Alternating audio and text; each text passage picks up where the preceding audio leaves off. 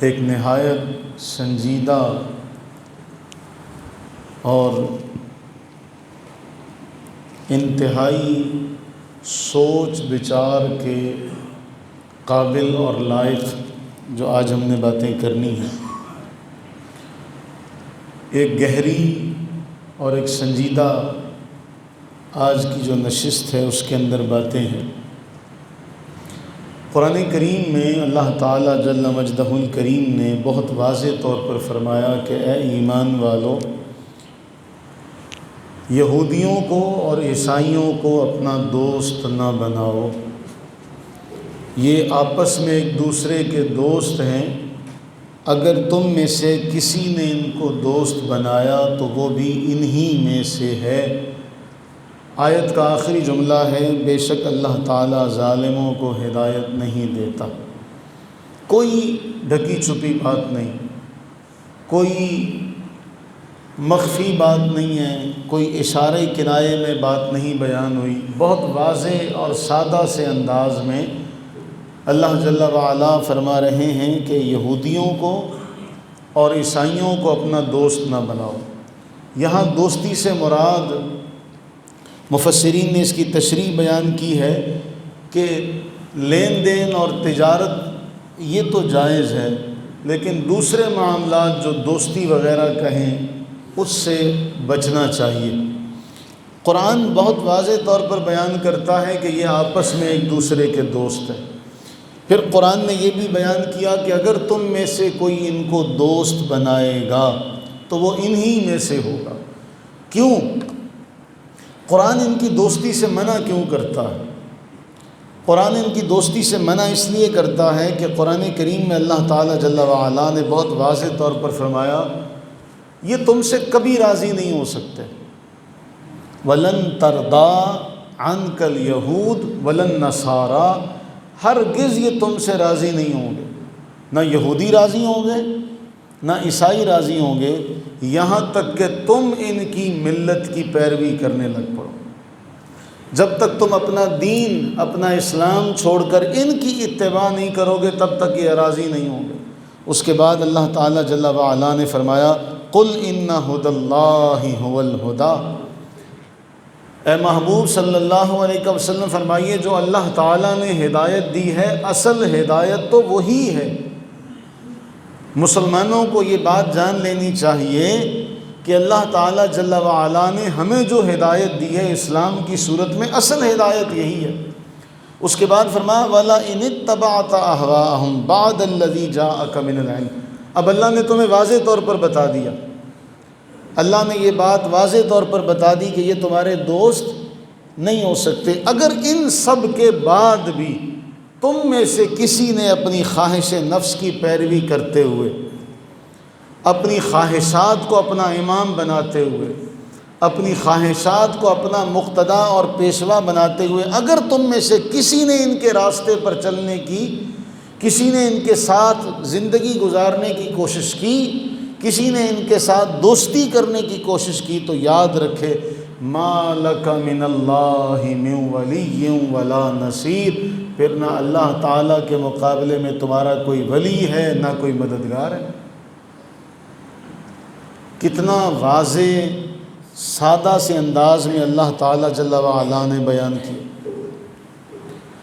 قرآن پھر ایک اور مقام پر بیان کرتا ہے، قرآن فرماتا ہے یہ تو تم سے جنگ کرنے کے تلے رہتے ہیں، تم سے جنگ کرنے پر تلے رہتے ہیں، ہر وقت ان کا یہ معاملہ ہوتا ہے کہ تمہیں نیچا دکھایا جائے۔ اور قرآن پھر نشاندہی کرتا ہے قد بدت البغضاء من افواہہم وما تخفی صدورہم اکبر، جو ان کے منہ سے نکلا ہے یہ تو بہت تھوڑا ہے، جو بغض، جو دشمنی ان کے منہ سے ظاہر ہوئی ہے یہ تو بہت تھوڑی ہے، ان کے دل میں جو تمہارے لیے دشمنی ہے وہ بہت بڑی ہے، اکبر، وہ بہت بڑی دشمنی۔ اب اس آیت کا جو شان نزول مفسرین نے بیان کیا وہ بھی بڑا اہم ہے کہ قرآن کس پیرائے میں کہتا ہے، ہمیں وہ شان نزول سنیں گے تو ہمیں آج کے دور کا سارا معاملہ اور پس منظر سمجھ میں آ جائے گا۔ عبادہ بن صامت رضی اللہ تعالیٰ عنہ بڑے مشہور صحابی ہیں،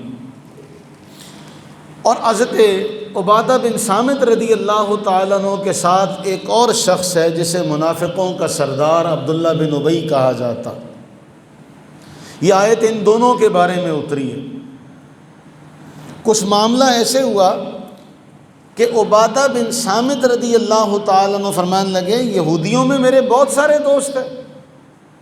اسلام قبول کرنے سے پہلے، اسلام کے آنے سے پہلے سارے اکٹھے رہتے تھے، تجارت ہوتی تھی، ایک دوسرے کے ساتھ لین دین تھا، ایک دوسرے کی طرف آنا جانا تھا۔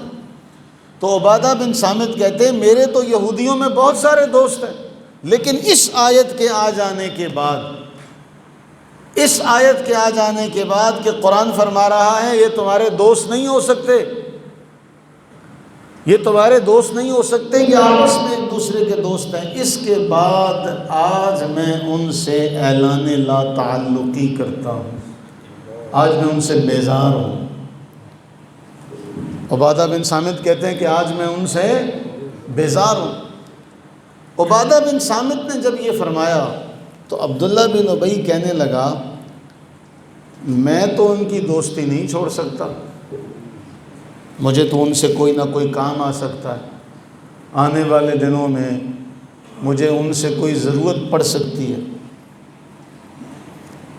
دو شخصیات اور دو شخصیات کے دو موقف۔ قرآن کی آیت کے نازل ہونے کے بعد قرآن نے فرمایا کہ ان کو دوست نہ بناؤ، یہ تمہارے دوست نہیں ہیں، یہ آپس میں ایک دوسرے کے دوست ہیں۔ اور مفسرین نے اس آیت سے پھر ایک جملہ اخذ کیا، الکفر ملت واحدہ۔ یہ کسی حدیث میں نہیں آیا، یہ مفسرین نے اس آیت سے جملہ نکالا کہ جتنا بھی کفر ہے یہ سارا ملت واحدہ ہے۔ قرآن نے بیان کیا کہ یہ آپس میں ایک دوسرے کے دوست ہیں، تمہارے دوست نہیں ہو سکتے۔ اچھا، ان کی آپس کی دوستی بھی مخلص نہیں ہے، وہ آپس میں بھی ایک دوسرے کے مخلص دوست نہیں ہیں، یہودی اور عیسائی آپس میں ایک دوسرے کے مخلص دوست نہیں ہیں، لیکن مسلمانوں کے خلاف وہ دونوں ایک ہو چکے ہیں۔ قرآن نے ان کے بارے بیان کیا بہت واضح طور پر۔ قرآن فرماتا ہے وقالت الیہود لیست النصارى علی شیء، وقالت النصارى لیست الیہود علی شیء۔ یہودی کہتے ہیں عیسائی جھوٹے ہیں، عیسائی کہتے ہیں یہودی جھوٹے ہیں، وہم یتلون الکتاب، حالانکہ دونوں کتاب پڑھتے، دونوں کے پاس کتاب ہے، دونوں کتابی ہیں، لیکن دونوں ایک دوسرے کے بارے میں کہتے ہیں یہ سچے نہیں ہیں، وہ کہتے ہیں یہ سچے نہیں ہیں۔ ان کے آپس کے تعلق کا عالم یہ ہے کہ ایک دوسرے کو برا بھلا کہتے ہیں، یہاں تک برا بھلا کہتے ہیں الامان والحفیظ کہ آپ زبان پر وہ الفاظ نہیں لا سکتے کہ یہودیوں نے حضرت سیدہ مریم سلام اللہ علیہا کے بارے میں کیسے کیسے گرے ہوئے جملے کہیں، کیسے کیسے گرے ہوئے جملے انہوں نے حضرت سیدہ مریم کی ذات کے بارے میں نازیبہ الفاظ کہے، حضرت عیسیٰ علیہ السلام کے بارے میں پتہ نہیں کیا کیا نازیبہ الفاظ کہے۔ لیکن جب مسلمانوں کے ساتھ ان کا معاملہ پیش آیا تو قرآن ہی بیان کرتا ہے یہ آپس میں ایک دوسرے کے دوست ہیں۔ کس کے خلاف؟ مسلمانوں کے خلاف۔ اب عبادہ بن صامت نے جب یہ آیت سنی کہ یہود و نصارہ تمہارے دوست نہیں ہو سکتے، یہ آپس میں ایک دوسرے کے دوست ہیں، جو ان سے دوستی کرے گا وہ انہی کا ہوگا، مسلمانوں کا نہیں ہوگا۔ عبادہ بن صامت کہتے ہیں کہ میں ان سے دوستی کا ترک کرنے کا اعلان کرتا ہوں۔ عبداللہ بن ابی کہتا ہے کہ نہیں، میں تو ان کے ساتھ تعلق نہیں توڑ سکتا، مجھے تو کام آ سکتا ہے کوئی نہ کوئی، مجھے تو ان کے ساتھ کوئی نہ کوئی مطلب پڑ سکتا ہے۔ نبی صلی اللہ علیہ وآلہ وسلم نے فرمایا اے عبداللہ بن ابی، یہ تیرا کام تو ہو سکتا ہے، عبادہ ایسا نہیں ہے، یہ تیرا کام تو ہو سکتا ہے، عبادہ ایسا نہیں ہے۔ اب یہ دو شخصیات ہیں، یہ ان کے دو الگ الگ انداز ہیں، دو مختلف سوچیں ہیں، ان دو سوچوں کی دو الگ جہتیں ہیں، ایک کی مشرق کی طرف ہے، دوسرے کی مغرب کی طرف ہے۔ اور قرآن کریم نے کس کو ترجیح دی؟ عبادہ بن صامت رضی اللہ تعالیٰ عنہ کو نبی صلی اللہ علیہ وسلم نے کسے پسند کیا؟ عبادہ بن صامت رضی اللہ عنہ کو، جبکہ اللہ اور اس کے رسول دونوں نے عبداللہ بن ابی کو پسند ہے۔ آج ہم دنیا میں کوئی بھی ملک بشمول ہمارے ملک کے جب کبھی مغربی آقاؤں سے کوئی بات کرنے کی بات آتی ہے تو سب سے پہلا سوال پتہ ہے کیا ہوتا ہے؟ سب سے پہلی جو بات بطور عذر پیش کی جاتی، جی وہ ہمارا سب کچھ بند کر دیں گے، وہ ہماری تجارت بند کر دیں گے، ہماری ٹریڈ روک دیں گے، وہ یہ سارے معاملات روک دیں گے۔ سب سے پہلا عذر یہی ہو، ہمیں ان کے ساتھ کام آ سکتا ہے، ہمیں ان سے مطلب پڑ سکتا ہے۔ تو یہ کس کا کہنا تھا؟ عبداللہ بن ابی کا کہنا تھا۔ تو پھر عبداللہ بن ابی کے راستے پر چلنے والا کبھی فلاح پا سکتا ہے؟ تو جو مسلمان عبداللہ بن ابی کے راستے پر چلے وہ یہ کیسے سوچ بیٹھے ہیں کہ ہم کامیاب ہو جائیں گے؟ وہ 100 سال نہیں 1000 سال بھی لگے رہیں تب بھی وہ کامیابی کے کاف کو بھی نہیں پہنچ سکتے، اس لیے کہ ان کا رستہ ہی غلط ہے۔ لہٰذا قرآن کریم نے منع کیا، اور ملت اسلامیہ کی وحدت کا جو پارا پاش ہوا اس کا آغاز ہی ان کے ساتھ دوستی سے ہوا کہ مسلمانوں نے ان کے ساتھ دوستی کرنا شروع کر دی۔ اب اس کے بارے میں ہمیں اسلام تعلیم کیا دیتا؟ یہ تو ہو گیا مقدمہ کہ بھئی مقدمہ یہ ہے کہ اسلام نے ان کے ساتھ دوستی کرنے سے منع کیا کہ جو ان کے ساتھ دوستی کرے گا وہ انہی میں سے ہوگا، اس لیے کہ وہ تو تب تک راضی نہیں ہوں گے جب تک تم اپنے دین کو نہ چھوڑو، اس لیے کہ وہ تو تمہارے نبی کے ساتھ مخلص نہیں تھے۔ یہودیوں کی دشمنی تو بہت پرانی ہے، وہ تو تمہارے نبی صلی اللہ علیہ وآلہ وسلم کے ساتھ مخلص نہیں تھے، انہوں نے تو ان کو بھی زہر دینے کی کوشش کی تھی، دیا تھا۔ اللہ جل مجدہ الکریم نے بچا لیا، لیکن انہوں نے تو کوئی کسر نہیں چھوڑی تھی۔ تو جو ہمارے آقا کریم علیہ السلام کے ساتھ مخلص نہ ہوا وہ ہمارے ساتھ مخلص ہو سکتا ہے؟ ایک بڑی مشہور کہاوت ہے، جڑا پیو دا سگا نہیں پت دا سگا ہو سکتا۔ پنجابی میں یہی کہا جاتا نا کہ جڑا پیو دا نہیں ہے گا وہ پوت دا بھلا کداں کرے گا۔ تو ہمیں اب کرنا کیا ہے؟ قرآن کریم کی ایک آیت ہے، قرآن فرماتا وَأَعِدُّوا لَهُم مَّا اسْتَطَعْتُم مِّن قُوَّةٍ، اپنی طاقت کو تیار رکھو تاکہ تمہاری طاقت اور قوت دیکھ کر دشمن ڈر جائے، اس کے دل میں روب دبدبہ پیدا ہو۔ یہ طاقت ہر دور میں بدلی ہوگی۔ جس دور میں تلواروں سے جنگ ہوتی تھی اس دور میں قوت اور طاقت سے مراد تلواریں تھیں۔ آج کے دور میں جو جنگ ہو رہی ہے وہ فکری جنگ ہو رہی ہے، میڈیا کی جنگ ہو رہی ہے، تہذیب کی جنگ ہو رہی ہے، ذہن سازی کی جنگ ہو رہی ہے۔ ایمان کمزور کیا جا رہا ہے، ایمان کو چھینا جا رہا ہے۔ ہمارے بچوں کو وہ کارٹون دکھائے جا رہے ہیں کہ ہمارے بچے ذہنی طور پر کمزور ہوتے جا رہے ہیں۔ آپ کو پتہ ہے اسلام نے، قرآن نے خنزیر کو حرام کہا۔ جب خنزیر کو ایک کارٹون بنا کر اور ایک اچھا کردار بنا کر پیش کیا جائے گا اور بچے اس کو دیکھیں گے تو ان کے دل میں جو خنزیر کے حوالے سے جو اسلام کا پیغام ہے وہ پیغام رہے گا یا ختم ہو جائے گا؟ اور اس کارٹون کے ذریعے سے جو ذہن سازی کی جا رہی ہے، ہماری بہت ساری مجبوریاں اس لیے کہ ہمیں لوگ نہیں سمجھتے، اپنے لوگ نہیں سمجھتے، اغیار سے کیا گلہ کرنا۔ ورنہ میں وہ یہاں پہ آپ کو کلپ دکھاؤں کہ اس کلپ میں ایک کردار جو ہے وہ اپنا تعارف پیش کرتا ہے کہ یہ میری ایک ماں ہے، یہ میری دوسری ماں ہے، یہ میری کام کرنے والی ماں ہے، یہ میری دوسری ماں ہے۔ یہ وہ ماؤں والا تصور ہے جو آج مغرب ہمیں دینا چاہتا، یہ وہ تصور ہے جو اسلام نے سختی سے منع کیا، یہ وہ تصور ہے جو نکاح کے بغیر دوستی کا انسان کو رستہ دکھاتا۔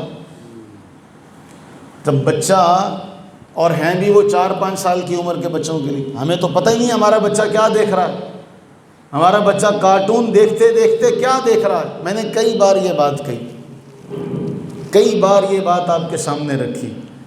آج پھر اس بات کا اعادہ کرتا ہوں، ہم میں سے کسی نے بھی آج تک فزیکلی کسی یہودی کے ساتھ، کسی ہندو کے ساتھ ہمارا کوئی لینا دینا نہیں ہے، ہم نے کسی ہندو کے ساتھ کوئی معاملہ نہیں کیا، کوئی ہندو ہمیں کبھی ملا نہیں، کسی ہندو کے ساتھ ہم نے وقت نہیں گزارا، ہے نا ایسا؟ ہم نے بظاہر کسی ہندو کو دیکھا، اس کے ساتھ لین دین، لیکن آپ یہ دیکھیے کہ ان کا ہم سے کتنا آگے ہیں۔ انہوں نے میڈیا کے ذریعے سے اپنا پورا مذہب، اپنی ساری کی ساری مذہبی جتنی بھی ان کی ذمہ داریاں ہوتی ہیں وہ ساری آپ کے گھر گھر پہنچا دی،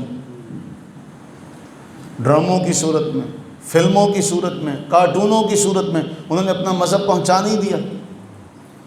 کون سا اغیار کا ایسا ڈرامہ ہے جس میں وہ اپنی مذہبی رسومات نہیں دکھاتے؟ اگر کھل کھلا کر بات کی جائے تو سکھوں کا کوئی ایسا ڈرامہ، کوئی ایسی فلم مجھے بتا دیں جس میں وہ اپنا مذہبی گردوارہ اور اس کے اندر آنے جانے والے معاملات نہیں دکھاتے۔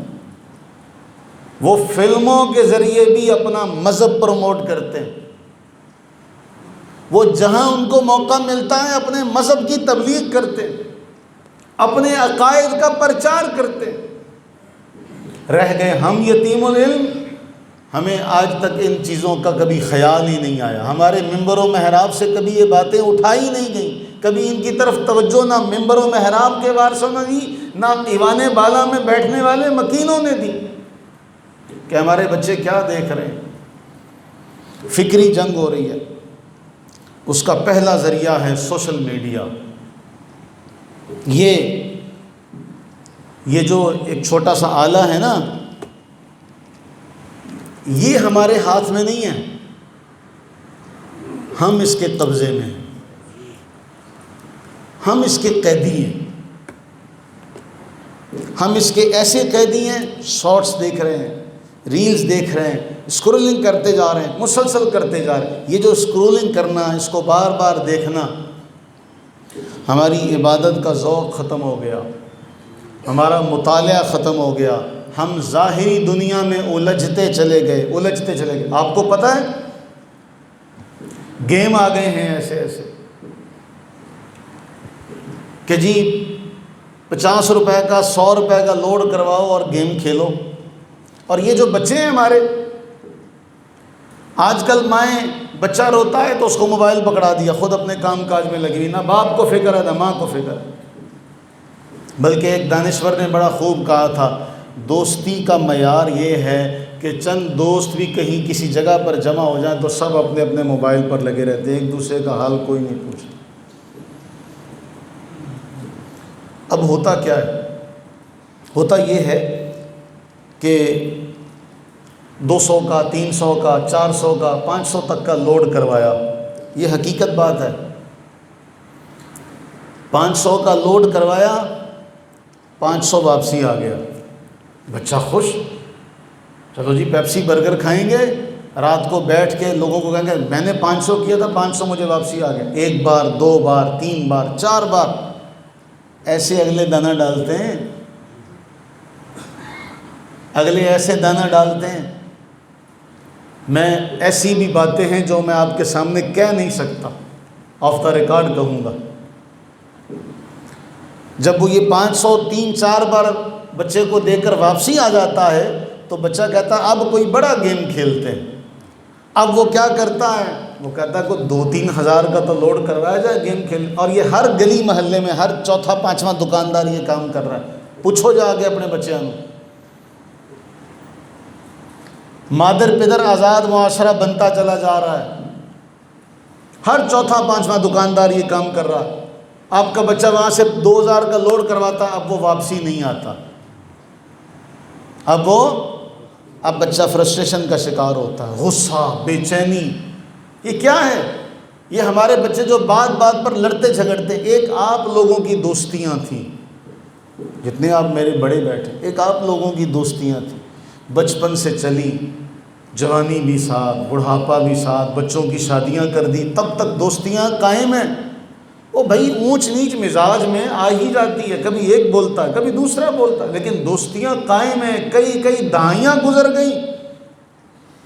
آخر ہمارے ہی بچے، ہمارے بچوں کی دوستیاں کیوں نہیں قائم رہتی؟ یہ آج دوست ہیں، کل اگلے کے اوپر پستول تان لیتے، اور اس پر ہنسی اور مستزاد یہ کہ کوئی ان کو روکنے کہنے والا نہیں، بس تماشائی ہیں، انتظار کر رہے ہیں کہ کب کہیں خون گرے گا تو تب بڑے جاگیں گے۔ سوئے پڑے سارے۔ اب اس نے 3,000 کا لوڈ کرایا، اب ضائع ہو گئے پیسے، اب پھر لوڈ کر رہا، اب آئے گا اب آئے گا، اب 2-3 بار وہ 3,000 کا لوڈ ضائع کروا لیتا ہے۔ یہ ہمارے بچوں کو ذہنی طور پر بچپن سے ہی تو انہوں نے مفلوج کر دیا۔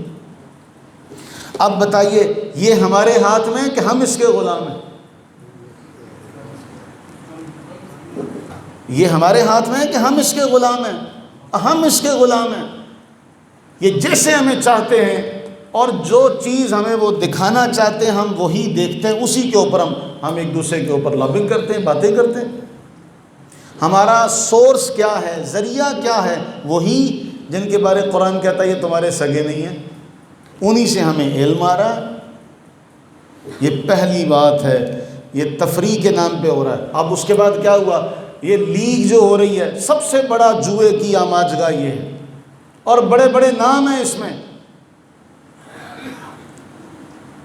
کیوں بھئی؟ لیگ کے نام پہ جوا ہو رہا ہے کہ نہیں ہو رہا؟ اور اس کی حکومتی سرپرستی میں ہو رہا ہے یہ تو جوا تو گھر گھر میں ہو رہا ہے۔ اگر ان نوجوانوں پر ہم نے توجہ نہ کی، ہم نے اپنے بچوں کو نہ سنبھالا، تو ہمارا بچہ کل کو بہت بڑا جواری بنے گا، نشئی بنے گا۔ اور جواری اور نشئی کیا کرتے ہیں یہ آپ کو بھی پتہ ہے، بتانے کی ضرورت نہیں۔ تو سوشل میڈیا کی یلغار ایسی ہے، قرآن کہتا ہے اقترب للناس حسابهم وهم فی غفلۃ معرضون، ان کے حساب کا وقت قریب آ گیا اور یہ غفلت میں پڑے۔ تو مغربی دنیا آپ کو غافل بنا رہی ہے، اور غافل بنانے کے لیے ان کے پاس سوشل میڈیا ہے۔ جب انسان غافل ہو جاتا ہے تو پھر وہ سب سے پہلے اس کا احساس مرتا ہے۔ نشئی دیکھیں نا آپ، جب احساس نکل گیا، ایک چیز بھی، دوسری بھی، تیسری بھی، پھر اس کے بعد کیا ہوا؟ اللہ کے دین سے غافل، قرآن سے غافل، رسول اللہ کے فرمان سے غافل، نبی علیہ السلام کی سنتوں سے غافل، حقوق العباد سے غافل، نیکیوں سے غافل۔ سب چیزوں سے تو ہم دور ہوتے چلے جا رہے ہیں۔ انبیاء کی بعثت کا مقصد اگر جاننا ہے تو انبیاء کی بعثت کا مقصد کیا تھا؟ تزکیہ کرنا، تمہیں خبردار کرنا، تزکیہ کرنا۔ جب آپ کو غافل بنا دیا گیا تو صحیح بخاری میں حضرت عبداللہ ابن مسعود نے ایک مثال بیان کی، موقوفاً یہ روایت ہے۔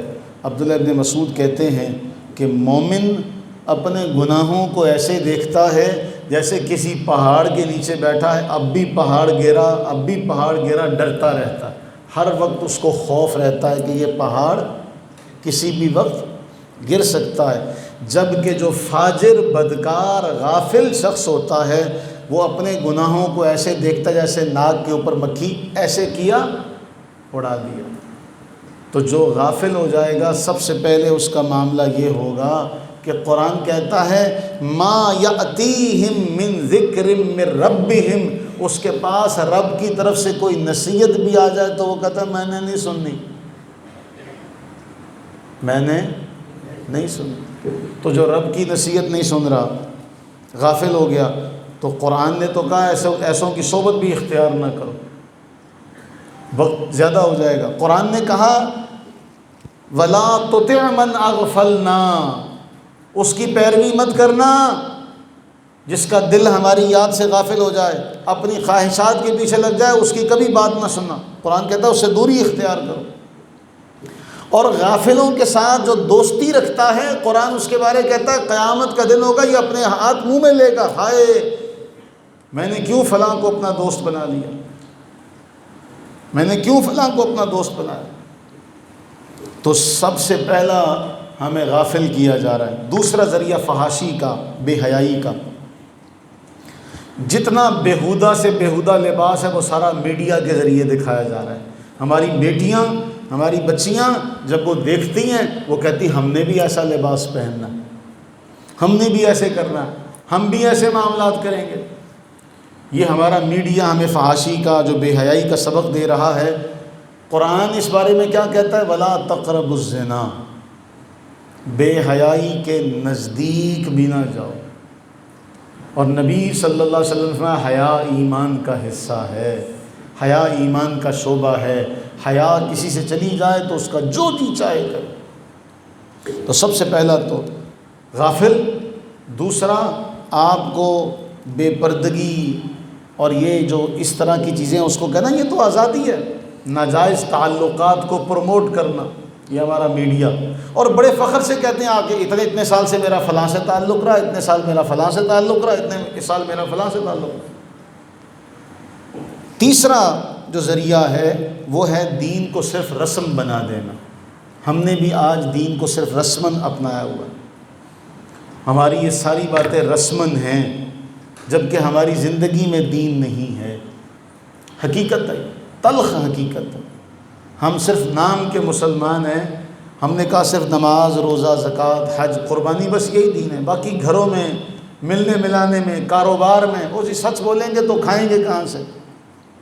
سچ بولیں گے تو گھاٹا ہو جائے گا، جھوٹ بول کے روزی کمانی ہے، جھوٹ بول کے سارے کام کرنے، بازاروں میں چلے جائیں۔ چوتھا ذریعہ ہے ہماری نسل کے اوپر ایسے الہادی فکری حملے ہو رہے ہیں، یوٹیوب کے اوپر پوڈ کاسٹ کی جا رہی ہیں باقاعدہ۔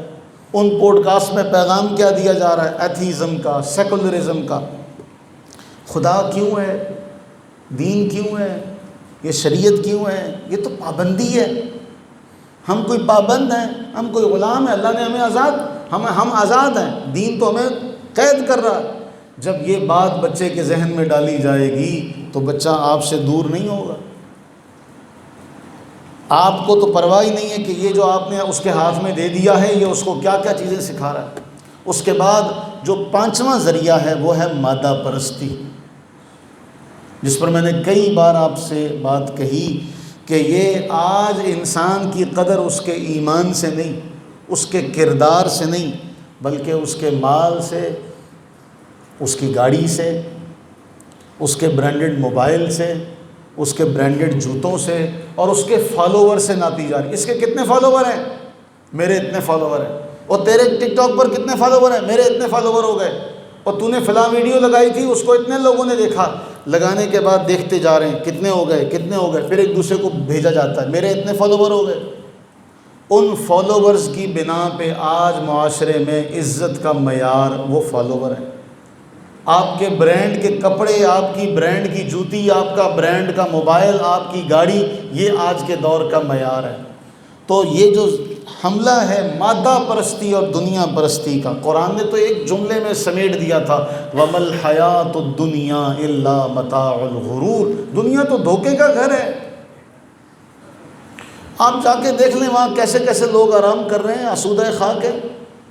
ہم سے بہتر تھے کھانے پینے میں، چلنے میں، صحت میں، پیسے میں، سارے وہاں آسودہ خاک ہے، سارے منو مٹی تلے آرام کر رہے ہیں سارے۔ اس کے بعد ہمارا تعلیمی نظام روحانیت سے خالی ہے، ہمارے پاس ڈگریوں کا انبار ہے، ڈگریاں ہیں۔ کبھی آپ نے بھی اپنے دور میں ڈگریاں دیکھی تھی؟ ہم تو یہ کہتے تھے جی ہمارا فلاں بزرگ 4 پڑھا ہوا ہے، اتنا کچھ جانتا ہے، تھا کہ نہیں تھا؟ جتنے بڑے بیٹھے ہیں کیوں بھائی ایسا ہی تھا نا جی، اس نے 5 پڑھی ہوئی ہیں، بڑا جاننے والا بھائی ہے۔ وہ مڈل تو میٹرک تو کوئی ملتا تھا۔ ان کی تعلیم میں روحانیت نظر آتی تھی۔ آج بڑی بڑی ڈگریاں ہیں کاغذوں کی لیکن روحانیت سے بالکل خالی ہیں۔ ہمارا نظام تعلیم کیا ہے؟ نوکری کا حصول، مقصد زندگی نہیں بتاتا۔ ہماری جتنی بھی تعلیم ہے اس میں ڈگریوں کا اضافہ ہوتا چلا جا رہا ہے، سکون کم ہو رہا ہے، اخلاق خالی ہو رہا ہے۔ یہ کون سے ادارے کے بچے ہیں؟ اور اس کو یہ لوگ کہتے تھے ترقی ہو رہی ہے۔ جس دن آخری دن ہے اپنے یونیفارم گندے کرو، کاپیاں پھاڑو اور سڑکیں جو ہیں ان کو گندا کرو، سڑکوں کو روک کر۔ یہ انڈر پاس کے اوپر کون لوگ تھے؟ یہ کالجوں کے لوگ تھے، یہ میرے آپ کے بچے تھے۔ یہ میرے اور آپ کے بچے کون سے راستے پر چل پڑے ہیں کہ سڑکوں کو روک کر خوشی منائی جا رہی ہے؟ کون سی خوشی؟ تو یہ جو نظام تعلیم ہے یہ ہمارے بچوں کو احساس کمتری سکھا رہا ہے، ان کا تزکیہ نہیں کر رہا۔ اور شیخ سعدی نے تو کہا تھا، علم کہ راہ بحق نہ نماید جہالت است، وہ علم جو تمہیں راستہ نہ دکھائے وہ علم نہیں ہے، وہ جہالت ہے۔ تو یہ جو ہمارا نظام تعلیم ہے یہ روحانیت سے خالی ہے، یہ آپ کو صرف احساس کمتری دے رہا، تبدیل کون کرے گا؟ ہم لوگوں نے کر رہا۔ آگے چلیں، 7واں ذریعہ ہم نے رول ماڈل کون سے بنا لیے؟ ہمارے معاشرے میں آپ دیکھیں، فلاں ایکٹر کو میں پسند کرتا ہوں، فلاں سنگر میرا پسندیدہ ہے، فلاں ٹک ٹاکر میرا پسندیدہ، ان ٹک ٹاکروں کے پاس جائیں گے، ان کے ساتھ تصویریں کھنچوائیں گے اور پھر اپنے فین فالوئنگ میں بیٹھ کے، اپنے حلقے میں بیٹھ کے، اپنے سرکل میں بیٹھ کے کہیں گے میں اس سے مل کے آیا ہوں۔ ہے کہ نہیں ہے؟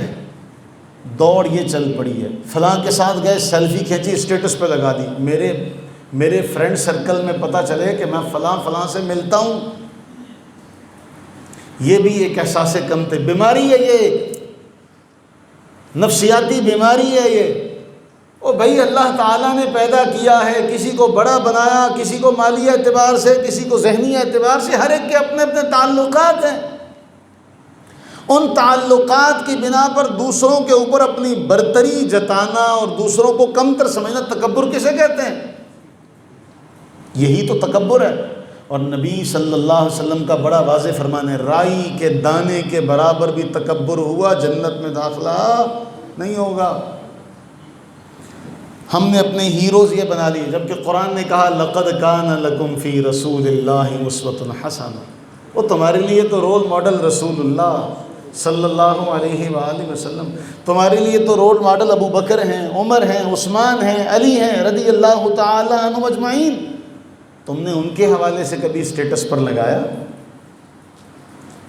ہمارے ان اسٹیٹس لگانے والے ان نوجوان ٹک ٹاکروں سے پوچھا جائے کہ نبی صلی اللہ علیہ وآلہ وسلم ایک ہستی کے بارے میں ایسا کہہ کر گئے کہ سب کا بدلہ دے کر جا رہا ہوں، اس کا بدلہ نہیں دے سکا، قیامت کے دن اللہ میری طرف سے اس کا بدلہ دے گا۔ اس کو جانتا ہے کوئی؟ اس کی پیدائش کب ہوئی؟ اس کی وفات کب ہوئی؟ ایک ہستی جسے اللہ کے نبی نے اللہ سے مانگ کے لیا، وہ کب اس دنیا سے گیا؟ ایک ہستی جسے اللہ کے نبی نے دنیا میں کئی بار، ایک بار نہیں کئی بار کہا اس نے جنت لے لی، عثمان غنی رضی اللہ تعالی، دو نوروں والے، کب گئے؟ آپ کے اسٹیٹس پر، آپ کی ڈائری میں ان کا نام بھی ہے۔ وہ ہستی جسے اللہ کے نبی علیہ السلام نے اللہ کا شیر کہا، اپنا بھائی کہا، ولی کہا، اس کو آپ جانتے ہیں؟ نہیں جانتے۔ عشرہ مبشرہ جن 10 افراد کو اللہ کے نبی علیہ السلام نے واحد نشست میں جنت کی خوشخبری دی، ان کو جانتے ہیں؟ تو ہمارا جو رول ماڈل ہے، ہم نے اپنی نسلوں کا رخ بدل، جب ہیرو بدل گئے، جب ہیرو بدل گئے تو نسلوں کا رخ بھی بدل گیا۔ تو یہ سارے معاملات ہیں۔ اس میں آخری ایک بات، ہماری سب سے بڑی ذمہ داری یہ ہے، قرآن نے بیان کیا، اے حبیب کتاب انزلناہ الیک مبارک، یہ جو برکت والی کتاب ہم نے آپ پر نازل کی ہے، اس کے نازل کرنے کا مقصد ہے لیدبروا آیاتہ، لیدبروا آیاتہ، تو لیقرؤا آیاتہ نہیں کہا۔ قرآن فرما رہا ہے اس کو نازل اس لیے کیا، اس کی آیتوں میں غور و فکر کرو۔ قرآن خود بیان کرتا ہے کہ کس لیے نازل ہوا، اس کی آیتوں میں۔